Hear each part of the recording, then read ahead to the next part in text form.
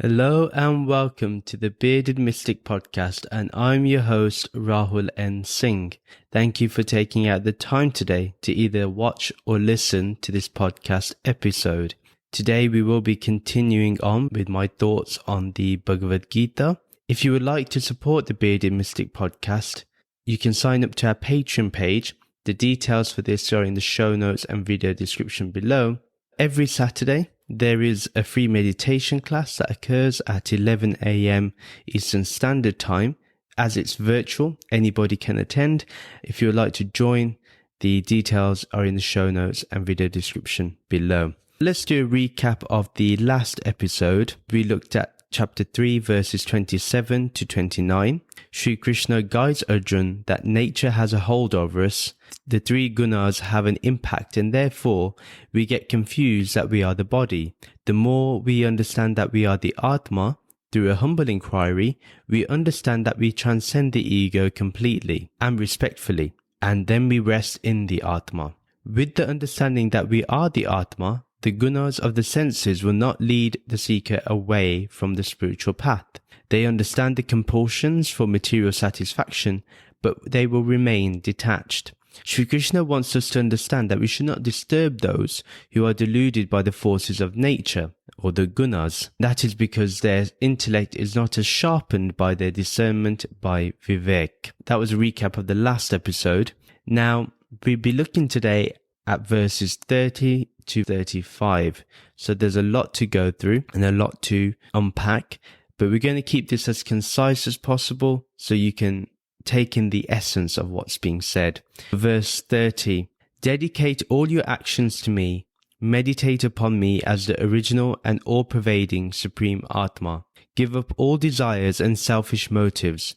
Declare that nothing material belongs to you, and with the fever and confusion caused by this conflict entirely gone, abandon your lethargy, act in your svadharma, and fight. The first line here is, dedicate all your actions to me, meditate upon me as the original and all-pervading Supreme Atma. So every action you do, dedicate that to Brahman. Remember that this me that Sri Krishna is referring to is Brahman. So dedicate all your actions to Brahman. Now, we need to understand that the me that Sri Krishna is referring to is not his body, is not Sri Krishna, the name and form, the Nam and Roop. It's actually that Nirgun Brahman that he's referring to. We need to remember this and also remind ourselves that all actions are an offering to the Lord. Remember in the previous verses we've looked at that everything is an offering. Everything is offered to the divinity. It is a yagna. That is what we do.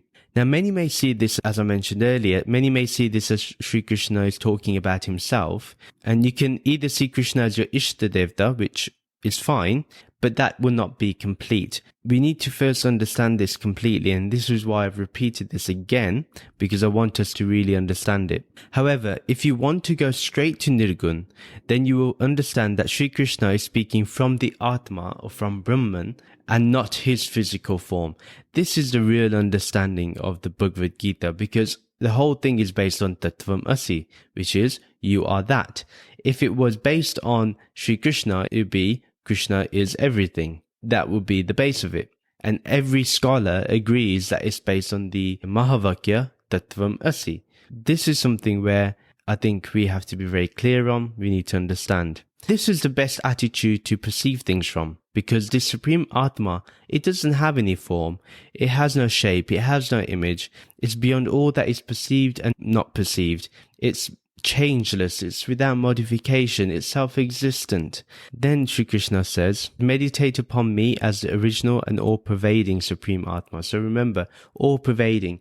Everywhere you look, you should find that there is Brahman there, there is Krishna there. Krishna in the formless state. The original, he says, as the original. So the original is always formless, it's Nirgun. This is the key word here. A lot of people would like to believe that Krishna still has a form. He's somewhere in some other realm. No. If anything, if he's all-pervading, he's also in this realm too. He cannot be away from us. We may be opening the whole aspect here of parallel universes, according to this. The next line that we'll be looking at, give up all desires and selfish motives. declare that nothing material belongs to you, and with the fever and confusion caused by this conflict entirely gone, abandon your lethargy, act in your svadharma, and fight. When you give any sacred offering, you can't have any selfish motives. They just simply will not work in this scenario. We do not care if we win or lose. We neither desire to win, nor do we desire to lose. Neither do we desire to be successful, neither do we desire to fail. To be honest, we just perform the actions. That's the only way. As he says, give up all desires and selfish motives. Even that, if I do this, then I will get this. If I do this prayer, I will get this. That is still a selfish desire. That is still a selfish motive. I'm going to pray to God today so I can get higher results. I can pass my exams, or I can get a promotion at work. All those things are selfish. Those are not sacred offerings. When we are offering anything to Brahman, we have to make sure that there is no selfishness, there is no inner desire, even of enlightenment or liberation. We are not to desire those things. We are to just be ourselves and just be in the process of doing our karma, doing those actions. Remember that everything that is material will always remain on this earth. So it belongs to the earth. The Atma owns nothing, possesses nothing, Nothing material. Declare that nothing material belongs to you. When he says this, it's a calling that can we say that nothing belongs to me? Can we admit that nothing in this existence is for me? Can we say those things? Can we admit those things? Can we be so courageous to say these things?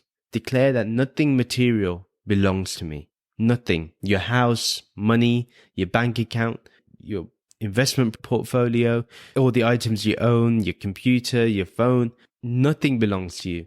Yes, it may be in your name, but what happens to your name when you die? Nothing. It goes.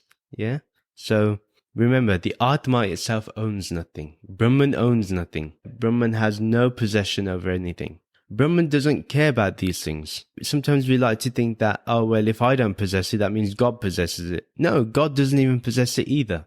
If God had it as a possession, that means God accumulates. Therefore, if God accumulates, then that means that even God has desires. So if this God has desires, then is it any better than us? Therefore, it is stated that this Nirgun Brahman, this ultimate reality, has no possessions. Krishna's hope here is that Arjuna's mental state has calmed down. The anxiety has calmed down a little, and that he's no longer confused about what to do. He says, and with the fever and confusion caused by this conflict entirely gone. So he's telling him to get rid of the conflict, the confusion and the fever. Remember, before his body had heated up, and then the confusion about, am I going to kill people? These are the people I love. Who am I going to kill? And Krishna eliminated all those doubts by saying there's nobody that can be killed and there's nobody to kill. Everyone that you see is this eternal Atma. This is why he's saying that this fever and confusion caused by the conflict should be gone now, and abandon your lethargy. Remember, he was reluctant to act. He was reluctant to do anything. So this is where Sri Krishna is saying, give up being lazy. This is now your time. Then he says, act in your svadharma and fight. So svadharma here means Arjuna's own path or duty. So Krishna is showing that Arjuna fights in this war without any conflict, and Arjuna's duty is to win this war. One thing I will note here is that each person has their own svadharma. So you have your own, I have my own. We have to discover this. The context of this whole verse is that Sri Krishna guides Arjuna that to dedicate and perform all actions as an offering to Brahman, to this pure awareness, give all to this one, have no selfishness at all, and with the confusion gone, eliminated, disappeared, Arjuna should follow his individual nature, his individual path, and fight this war with absolute conviction that it's all being devoted to the Lord. Verse 31, when human beings remain constant in this teaching of mine, standing ready for it, always seeing me everywhere while focused in a state of Shraddha and never resenting my supreme influence, then they are released from the negative karmic reactions from all they do. The first line is, When human beings remain constant in this teaching of mine, standing steady for it, what we're learning here from Sri Krishna is to go back to this teaching. We remember it all the time. We remain in the practice of this teaching. It's not a point just remembering the theory. We have to practice. It's very important that we practice this teaching. So standing steady for it, seeing it as stabilizing ourselves in that wisdom, sharpening our buddhi, sharpening our intellect with our discernment, with vivek of what is the real and the unreal, sat and asat. And that way we go back to that original understanding, the real understanding. We need to stabilize ourselves in this. Then Sri Krishna says, always seeing me everywhere while focused in a state of shraddha and never resenting my supreme influence, then they are released from the negative karmic reactions from all they do.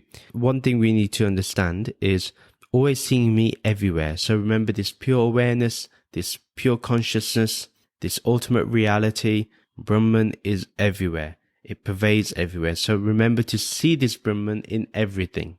We're not talking about the physical form of Krishna. We're talking about the non-physical, the formless. Otherwise, it's not possible. For example, my mobile phone or this microphone will turn into Krishna. No. Remember, the formless is within each form. That's how to remember this. And then Sri Krishna says that focus in a state of shraddha. So shraddha here is the conviction and determination, the faith in the perception of seeing the pure awareness everywhere. In a state of shraddha, when we focus on this, when we see everything, when we perceive everything, we remember that the essence is this Nirgun Brahman. Therefore, we have a lot of devotion towards it, a lot of faith in it, a lot of conviction in its reality. That's the key. Then it says, and never resenting my supreme influence. If there's resentment, that means there's ego there. Only the ego will resent something like that. And the supreme influence here is that once you understand the true nature of what Nirgun Brahman is, or what the truth is, what happens is you internalize it and you eventually become the truth yourself. The influence is that the influence will change you, will transform your life, will transform the way you think and see and perceive life.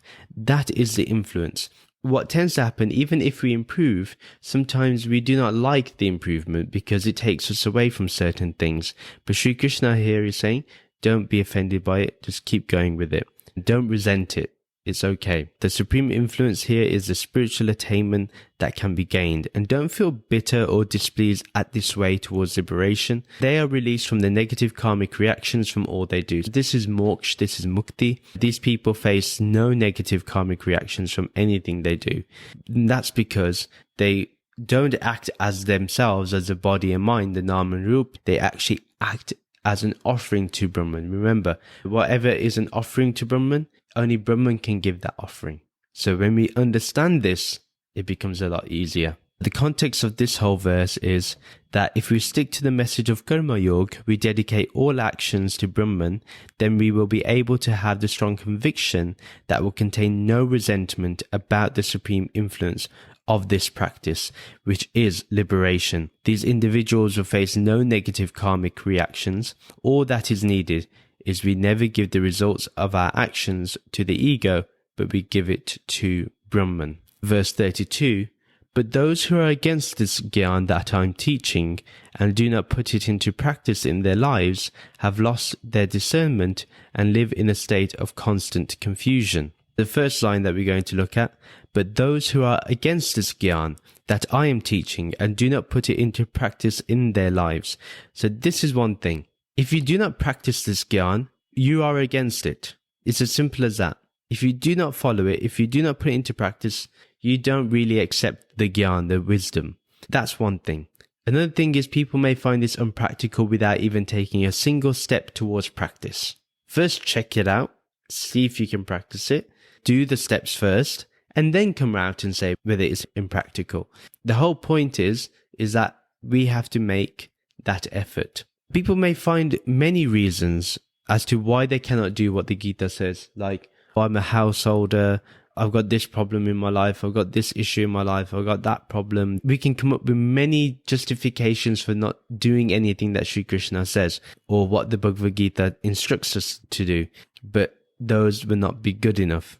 and they will refuse to practice it and yet deny its power. Like I said, how can you deny something without fully practicing it? Only when you can fully practice something can you then say, well, actually, there's a method better than this, or this doesn't work because of this reason. I practiced it.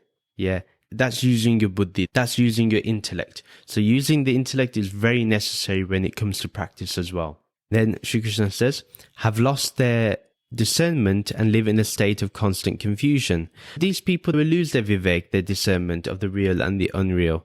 They will not be able to tell the difference. They will not be able to see the difference.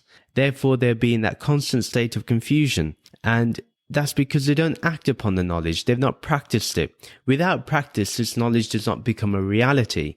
This Gyana does not become a reality. This Gyana is supreme. Without this Gyana, it will not happen. So it's very important that we must act upon the knowledge. Otherwise, nothing will be gained. Nothing at all. The context of this whole verse is that Sri Krishna is warning us that the people who do not practice this Gyana that's in the Bhagavad Gita, especially of what is given of Karma Yoga, the results of this is just pure confusion. Just remember, even the non-practice of this will bring out results, and it will be confusion. Yeah, because nothing is a lived reality.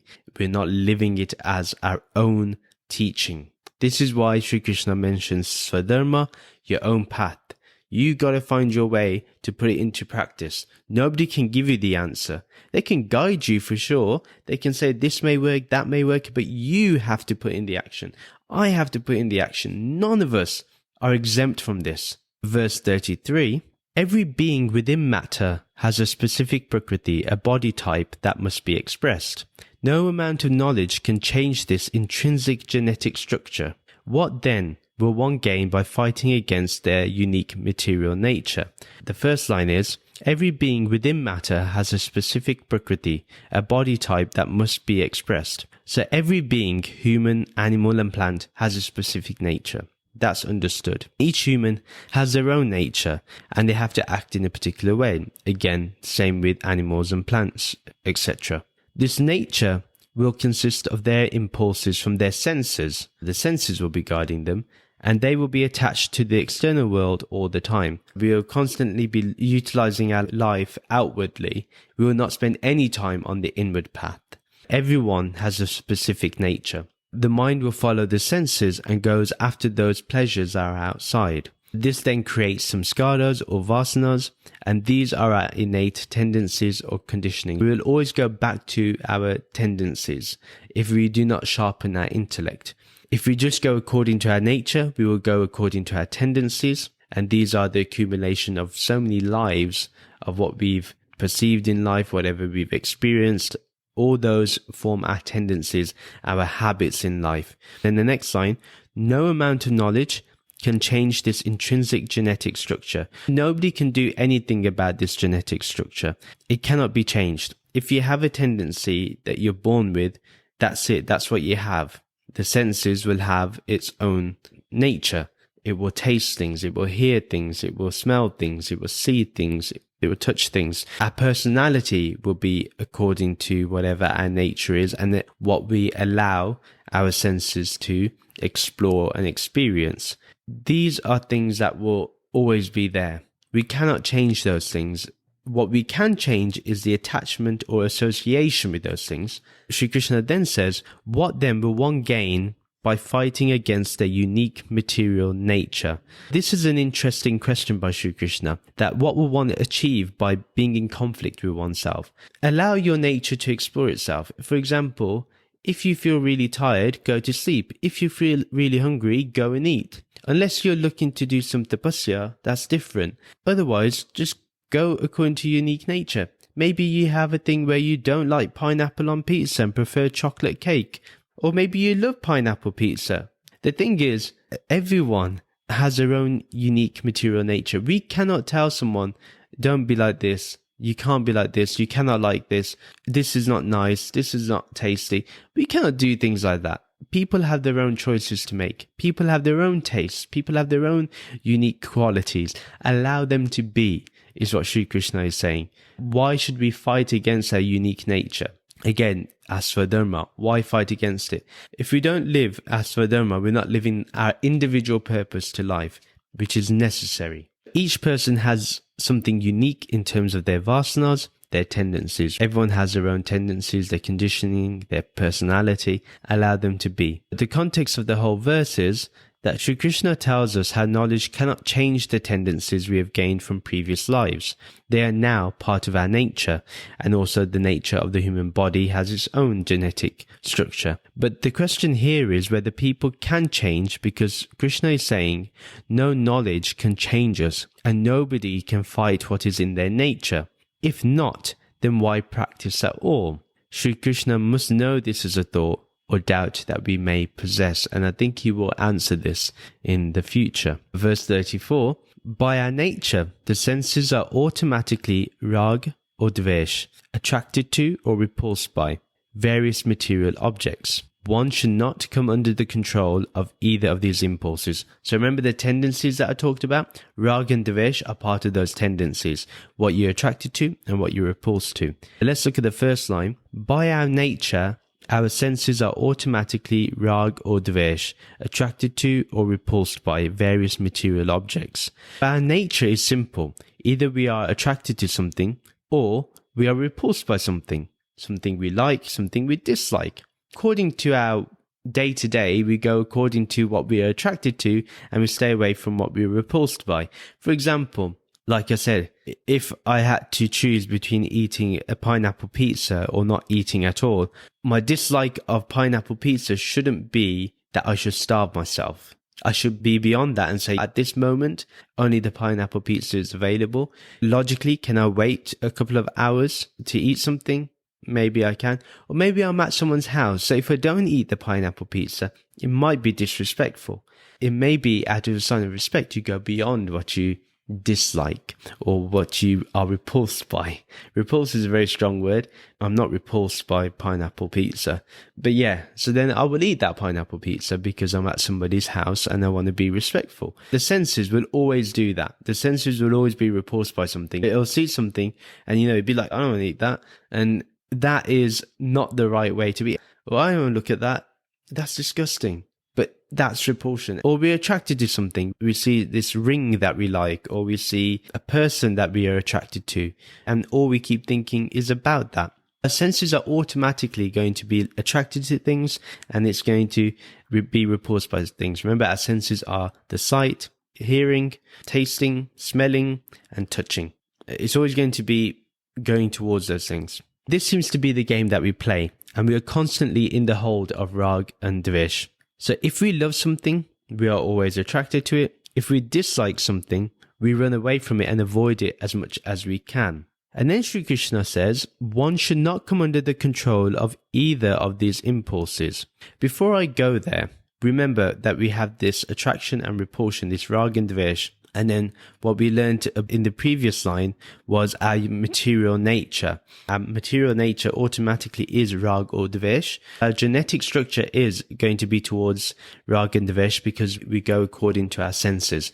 Our senses are part of the body and therefore it will go according to that. Sri Krishna says, and one should not come under the control of either of these impulses.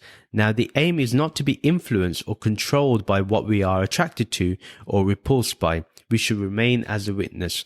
We are that awareness where the senses does its thing against our awareness. Meaning, not against as in fighting against, but see that the senses are like the images on a screen and our awareness, the witness, is the blank screen. No matter what the senses portray on the screen, this blank screen is not affected. Remember, your witness state, your awareness, the pure awareness, Brahman, is not affected. Yeah, that background awareness is not affected at what's going on at the forefront. If you're going towards the senses, that awareness is not going to be affected. Whether you know it or not, it remains unaffected. That will always be free from any notion of what you want through the senses or what I want from the senses. Now, the aim is not to be influenced or controlled by what we are attracted to or repulsed by. We should remain as a witness as much as possible.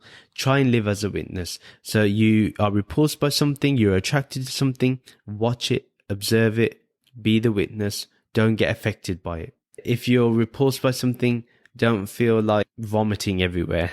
Don't feel nausea. If you're attracted to something, don't feel like you must go towards it and grab it automatically, grab it and be impulsive. No, that's not the way to be. When we notice that these feelings arise, we can look to analyze them and go beyond where they want to take us. We see where they want to take us, but we don't have to go there. Yeah, we don't have to go wherever they say. We don't need to control them. Yeah, we just have to ensure that we don't get controlled by them. That's the only difference. So that way is you make the choice. You use it against the vivek that you have, what is real and unreal, and then you see whether it's worthy of going towards. For example, if you see that slice of chocolate cake and you're attracted to that chocolate cake, your senses are processing the information, your brain's receiving it, then you make the choice. Am I hungry in order to eat this chocolate cake? If I'm not hungry, I'm not going to eat it. I'll wait for it for later, or I pass. Or say, I am hungry. Then you can eat it, but eat until you are content. Don't overeat.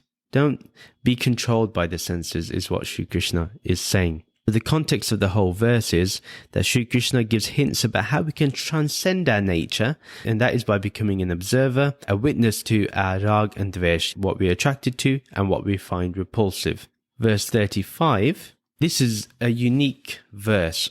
It is better to follow your own svadharma imperfectly than to follow another's path perfectly.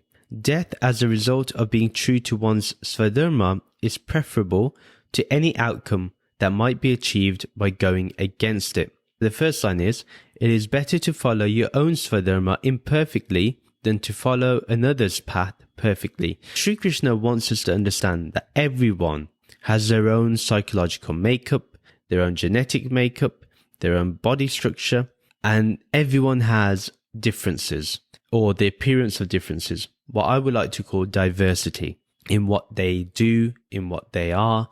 Everyone is diverse. It's really important that we establish that everybody is diverse and unique.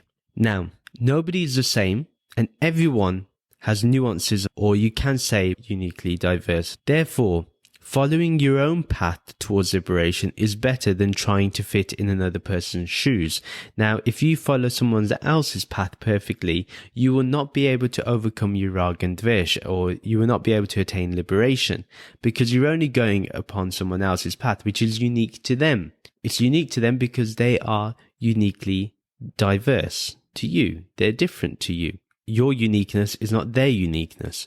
Therefore, we need to understand that following another's path is not going to give you the same joy. You will not feel like you've achieved the purpose of your life. Svadharma is when you're achieving your own purpose to life. It's very important that no matter how perfect you may practice someone else's path, it will never make you happy. How many of us have a 9-to-5 job, but we're not happy because it's not made for us? Some of us love the 9-to-5 job. It makes us happy. Everybody is different. How many of us love studying? Not everyone does. I remember being at school, I wasn't a fan too much of studying, but now I love studying. You know, people change, people develop, but I'm following my own path. When I didn't follow my own path, it brought anxiety, sadness, irritability, it brought anger, having a temper, I was moody. When you're following your own path, that means you have to be ethical and be considerate of other people. Whatever action you do should not harm another person. A lot of us think that because I'm living my purpose in life, you know, you get a lot of this self-help nonsense. I see people say, I'm unique, I'm this, I'm that. I'm doing what I need to do. I'm empowering myself. I do not care what other people think. I'm just going to do what I need to do. It's not about caring about what other people think, but you have to put others into consideration. You have to think of other people, not about what they think, but what reaction or response will another person have with your action. But if you are following your own path, and even though it is imperfect, that's still fine, because with the lessons that you will learn, you will be able to perfect it. You're going to make errors, especially if you don't think about it. So with Svadharma, what I would say, if you want to practice it perfectly, is to utilize the wisdom that Sri Krishna has given about understanding what is Sat and Asat, real and unreal, remembering what is Brahman and Maya, and remembering the differences. The transactional reality is important for the transactions and the exchanges that we do in the world. The ultimate reality is that background awareness, which does not get influenced by anything that happens in the world. It's unaffected. Then Sri Krishna, because in the context of the Mahabharata, he's giving Arjuna the advice that in the next line, that death as the result of being true to one's svadharma is preferable to any outcome that might be achieved by going against it. Sri Krishna here is telling us that it's better to die being true to your nature than any other outcome. You're living life according to how you want to live it, what makes you happy in living it, and that's good. But again, remember, you're being ethical. Svadharma means your purpose of life.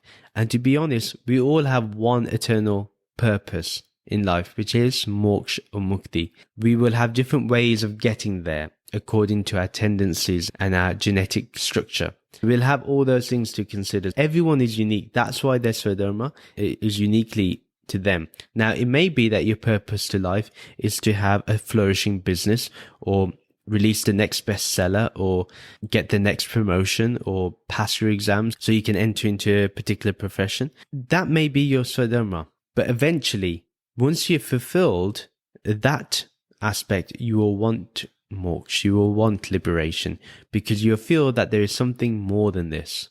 Something within you will speak. It's not something that someone can tell you, but you will feel it internally. You'll feel the calling yourself that there is something more. The context of this whole verse is that Sri Krishna wants us to follow our inherent nature, and that it is better to die than become the copy of someone else. Remember, we are not there to copy anyone, be like anybody. We are there to just be ourselves. This is the end of the episode. If you would like to follow me on social media to keep getting updates, or subscribe to the monthly Bearded Mystic newsletter, or to join the Bearded Mystic podcast Discord server, the details are in the show notes and video description below. If you would like to support the Bearded Mystic podcast, there are a number of ways you can do. You can either utilize my Patreon page, which the link is in the show notes and video description below, or you can check my link tree on other ways you can support the podcast. Please rate and review the podcast. Please take some time out and do review it on my website, www.thebeardedmystic. Thank you very much for listening, and we'll end with the Shanti mantra. Om Shanti, Shanti, Shanti. Om Peace, Peace, Peace. Namaste.